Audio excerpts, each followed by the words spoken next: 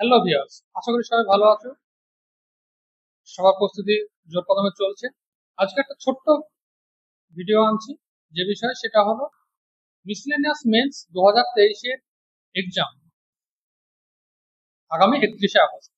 সেই দিনের স্ট্র্যাটেজি কি হবে, আমাদের কি হওয়া উচিত? একই দিনে যেহেতু তিনটে পরীক্ষা, তাই তো?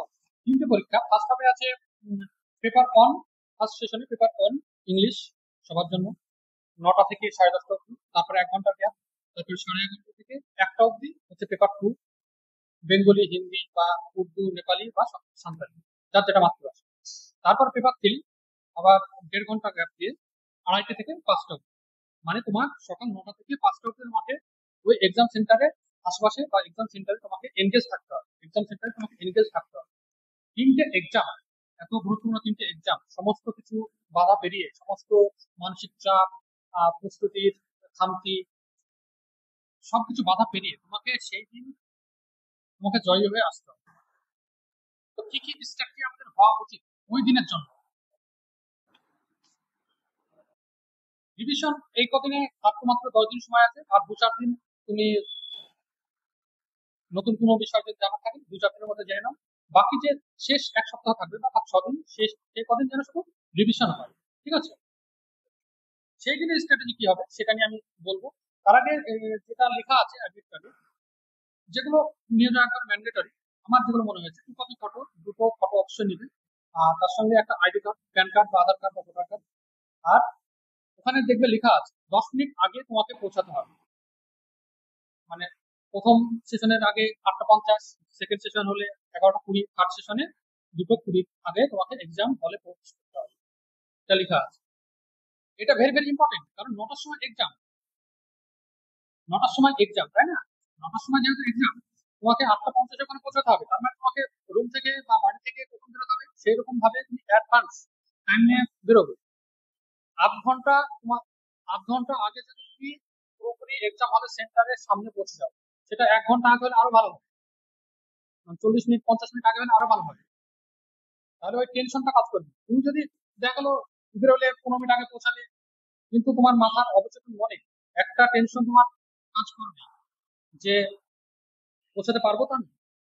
কারণ ওই 10 মিনিট পরে পৌঁছালে, 10 মিনিট আগে, মানে যখন বন্ধ করে দেবে তারপরে পৌঁছালে কিন্তু আর সেন্টার ঢুকতে দেবে না, এটা মাথায় রাখবে।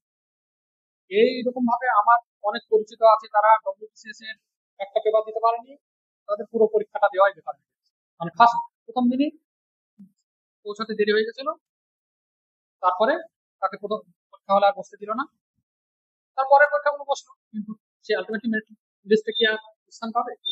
আমি বলবো যাদের যেখানে সেন্টার পড়েছে, যাদের কলকাতার আশেপাশে বাড়ি বা কলকাতার কোনো মেসে থাকো তাদের কথা বলবো, যারা বাইরে থেকে আসছে, যাদের যেখানে সেন্টার পড়েছে তার আশেপাশে কোনো একটা হোটেল বুক করে নাও, হোটেলে থেকে যাবে। একদিন দুদিনে কত টাকা খরচ হবে, আমরা কত টাকা নানা দিকে খরচ করে ফেলছি। তুমি যদি এই জবটা পাও, তোমার একদিনের যা স্যালারি হবে সেই স্যালারি থেকে কোন দিকে খরচ হবে যদি তুমি একটা হোটেলে থাকো? একদিনে যা স্যালারি পাবে তার থেকে কম টাকা এখানে খরচ হবে, সেটা তোমার একটা পার্মানেন্ট ব্যবস্থা হয়ে যাচ্ছে তোমার চাকরি। তাই নেগলিজেন্সের কোনো স্থান হবে না, থাকবে না। তুমি তোমার টাকার অভাব থাকলে তোমার ফ্রেন্ডদের সঙ্গে ধার নাও বা বাড়িতে ম্যানেজ করো, কিন্তু কাছাকাছি কোনো হোটেলে থাকো। যারা বাইরে থেকে আসছে তাদের জন্য বলছি, আর কলকাতার আশেপাশে যারা আছে তাদেরও বলছি, যদি সেন্টার অনেক দূর হয়ে যায়, 2 ঘন্টা লাগবে যেতে, তাহলে আমি মানে প্রিফার করবো, আমি বলবো যে সাজেস্ট করবো তারা হোটেলে বা কাছাকাছি কোথাও থাকার ব্যবস্থা করে। এর সঙ্গে সঙ্গে আর কি বলা হয়েছে, এখানে বলা হয়েছে যে ক্রোনোলজিক্যাল সিকোয়েন্স, এটা নিয়ে অনেকের মধ্যে কনফিউশন আসছে। ডেসক্রিপটিভ কনভেনশনাল পেপারের ক্ষেত্রে ক্রোনোলজিক্যাল সিকোয়েন্সটা মেনটেন করলে তোমারই ভালো, আমি যেটা বলবো তোমারই ভালো। কারণ এটা কোনো একটা প্রবলেম নিশ্চয় দেখা দিয়েছে, তাই তো পিএসসি এই গাইডলাইনটা এনেছে, তাই না? এটা রিকোয়েস্ট করছে ক্যান্ডিডেটদের কাছে। কোনো প্রবলেম হয়তো নিশ্চয় দেখা দিয়েছে মার্কিং এর ক্ষেত্রে। যে শিক্ষকরা আছে তাদেরকে আমি সম্মান করে বলছি, তারা দেখা গেল এই ক্রোনোলজিক্যাল সিকোয়েন্সের গড়বড়ে অনেক জায়গায় 40 মার্কের যেখানে মার্কস আছে সেখানে দেখা গেল সেটা ভেবে বলতো যেটা 20 মার্কের আছে যে 12 মার্ক তোমাকে দিয়ে দিবে। বুঝতে পেরেছো? প্রতিটা তোমারই হবে। তাই আমি বলবো ক্রোনোলজিক্যাল সিকোয়েন্সটা মেনটেন করো যত সম্ভব, কারণ তোমারই লাভ। আর এরপরে যেটা বলবো, যে সেই দিন আবল তাবল রিচ খাবার থেকে বিরত থাকতে হবে, যেটা তোমার পেটে সইবে। তুমি নিশ্চয়ই জানো তোমার কোনটা তোমার পেটে ভালোভাবে সয়, ঠিক আছে?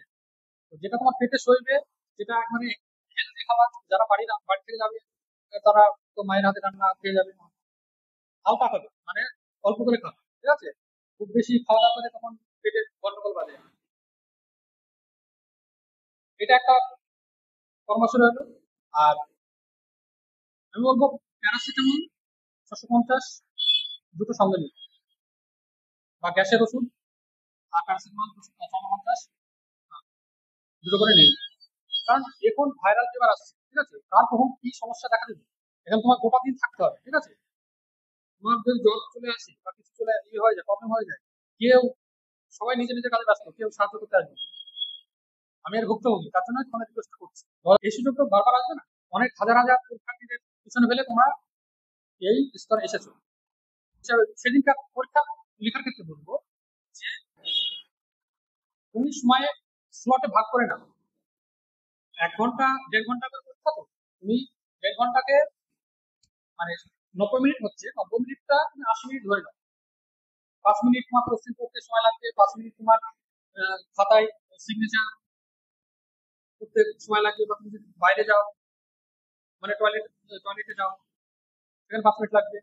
মানে এখানে টোটাল আমি 10 মিনিট বাদ দিয়ে দিলাম। 80 মিনিটের মধ্যে তোমাকে লিখতে হবে এই 150 মার্কের কোশ্চেন, বাংলা ইংরেজি। তিনটে কনভেনশনাল টপিক নিয়ে থাকবে, আর একটা হচ্ছে 30 মার্ক করে গ্রামার। তুমি এখানে ভাগ করে নাও, 80 মার্ক, 80 মিনিটে তুমি এই কোন টপিকটার উপরে কত মিনিট সময় দেবে। প্রত্যেকটা মার্কস ইম্পর্টেন্ট, কারণ প্রত্যেকটা মার্কস ইম্পর্টেন্ট। এমন যেন হয় না যে তোমার রিপোর্টটা খুব ভালো লিখো তুমি, সেটা 300 ওয়ার্ডে লিখে দিলে, সেটাতে অনেকটা সময় খেয়ে নিলে, সেখানে তুমি দুর্দান্ত নাম্বার পেলে, সেখানে তুমি 32 পেলে, ঠিক আছে? 40-এর মধ্যে 32 পেলে, কিন্তু আরেকটা টপিক তুমি 10 লাইন লিখতে পারলে, মানে সময়ের অভাব। তোমার জানা ছিল, অনেকটাই জানা ছিল, তুমি 5 লাইন লিখতে পারলে আর লিখতে পারলে, তখন তোমার যে ওখানে দেখা গেল তুমি পেলে 5 পেলে বা 8 পেলে, তাহলে 32 আর 8-এ 40 হচ্ছে। এবার তুমি যদি দুটো টপিকের উপরে সময় একটা ডিভাইড করে দিতে, তাহলে সেখানে তুমি দেখা গেল একটাতে 25 পেলে, একটাতে 22 পেলে। এখানে তুমি 25 + 22 এখানে পেয়ে যেতে 47 মার্ক, আর ওখানে পেলে 40 মার্ক। তাই প্রত্যেকটা মার্কস ভেরি ভেরি ইম্পর্টেন্ট। আমি 2018 সালে মেন্স দিয়েছিলাম মিসলেনিয়াস, 2 মার্কের জন্য ফেল করেছি, 2 মার্ক মাত্র। মেন্সে 241 আমার ছিল, আর 243 আনরিজার্ভে কাটা পড়েছে। প্রত্যেকটা মার্কস ভেরি ভেরি ইম্পর্টেন্ট, তাই সাবধানতা অবলম্বন করতে হবে। আর ম্যাথ যে পেপার আর যে ওই জিএস পেপারে আছে, ওখানেও তোমাকে টপিকটা ভালোভাবে চুজ করতে হবে। তুমি যেটাতে লিখতে পারবে সেটা লিখো, এমনটা ভেবো না যে অন্যান্যরা তো সবাই এটা লিখছে, আমি অন্য একটা নতুন টপিকটা লিখবো, দেখা গেল তুমি সেটাতে লিখতেই পারলে না। তোমার দেখা গেল 2-4 লাইন তুমি জানো, সেটা সম্পর্কে তুমি 2-4 লাইন জানো, কিন্তু টপিকটা অন্য যে একটা সহজ টপিক ছিল সেটাতে তুমি লিখতে, সেটা দুর্দান্ত লিখতে। অন্য সবাই লিখছে তো কি হয়েছে, তোমার ইউনিট টেস্ট তো কিছু না কিছু থাকবেই ভাই।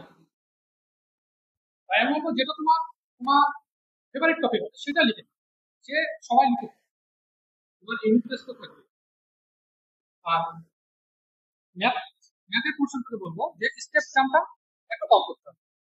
স্টেপ জাম্প করা যাবে না। মাধ্যমিক লেভেলে তুমি যেরকম ই করে এসেছো, পেপার সলভ করে এসেছো, সেই রকম ভাবে তোমাকে সলভ করতে হবে স্টেপ বাই স্টেপ। শেষ লাইনের উত্তরটা ঠিকভাবে লিখতে হবে, নইলে ওখানে 1 নাম্বার কেটে দেবে। একটা ঘুরিয়ে কিছু অ্যান্সার চাই, ঠিক আছে? যেটা চাইছে সেটা তোমাকে ঠিকভাবে লিখে দিতে হবে। এখানে 50-এ 50 হয়ে যায়।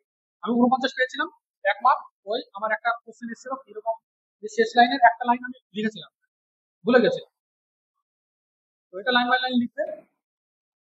বেস্ট উইশেস রইল সবার জন্য। যান নড়িয়ে দাও এই কয়েকদিন।